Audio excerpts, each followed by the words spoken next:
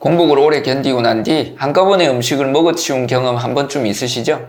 굶었으니 마음 놓고 먹어도 될 것 같지만 사실 이런 금식 후 과식 습관은 건강에 독이 될 수 있습니다. 오히려 다이어트 효과를 망치고 몸에도 부담을 주기 때문이죠. 오늘은 왜 굶은 뒤 폭식을 피해야 하는지, 그리고 단식 효과를 높이면서 건강하게 식사로 돌아가는 방법에 대해 이야기해 보겠습니다. 금식 후 폭식이 흔한 이유부터 짚어보겠습니다. 우선 오래 굶으면 우리 몸은 강한 허기 신호를 보냅니다. 혈당이 떨어지고 식욕 호르몬이 분비되면서 눈앞의 음식을 참기 어려워지죠. 심리적으로도 이제 먹어도 된다는 해방감에 한꺼번에 많이 먹기 쉽습니다. 실제로 단식 직후에 바로 식사를 시작하면 억눌렸던 식욕이 폭발하여 과식으로 이어지기 쉽고 공복이든 위장에는 큰 스트레스가 됩니다. 소화기관이 한동안 쉬는 모드였는데 갑자기 음식물이 몰려드니 당연히 부담이 갈 수밖에 없겠죠. 그래서 일부 사람들은 단식 후 첫 끼니에 속이 더부룩해지거나 설사를 하는 등 위장장애를 겪기도 합니다. 또 한 가지 문제는 대사작용과 체중관리 측면입니다. 굶주린 뒤 몰아서 먹으면 우리 몸은 들어온 에너지를 빠르게 흡수하여 지방으로 저장하려는 경향이 있습니다. 금식 기간 동안 에너지 소비를 아끼던 몸이 갑자기 폭발적으로 영양을 공급받으면 이를 다음 기근에 대비해 비축하려고 하는 것이죠. 이렇게 금식과 폭식을 반복하면 오히려 살이 더 쉽게 붙는 악순환이 생길 수 있습니다. 실제로 한 연구에서는 저녁 식사를 자주 거르는 사람이 그렇지 않은 사람들보다 향후 10% 이상 체중이 증가하거나 비만이 될 확률이 유의하게 높았다고 보고했습니다. 무작정 끼니를 거르는 식습관은 장기적으로 체중 증가와 비만 위험을 높일 수도 있다는 의미입니다. 금식 후 과식의 위험성은 극단적인 사례에서 더욱 두드러집니다.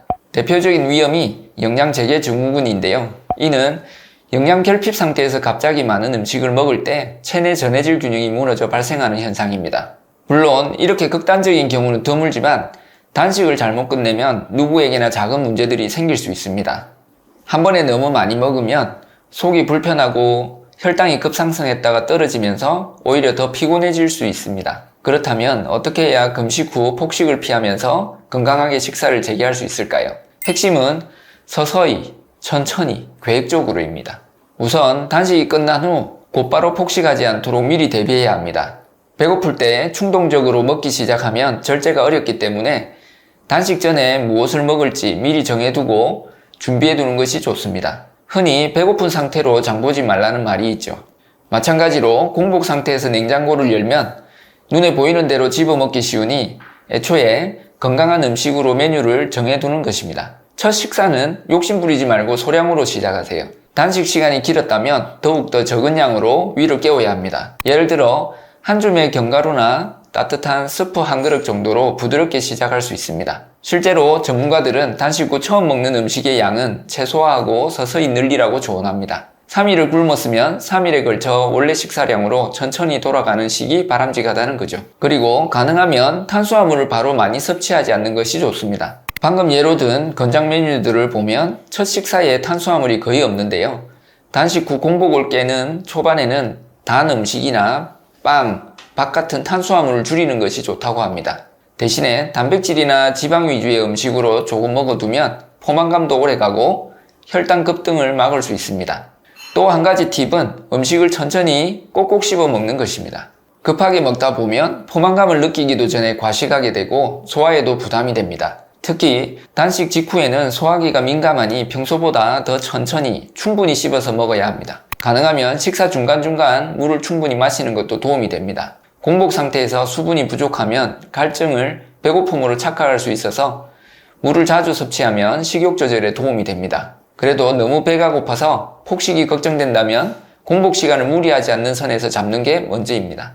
예를 들어 16시간이 버겁다면 14시간으로 줄이거나 아예 일정한 간격의 새끼로 돌아가는 편이 한국인의 일상엔 더 맞을 수 있습니다. 대한비만학회가 2024년도에 공개한 건강한 시간 제한 식사 실행 안내서에서도 핵심은 지속 가능하고 안전한 방식에 두고 있습니다.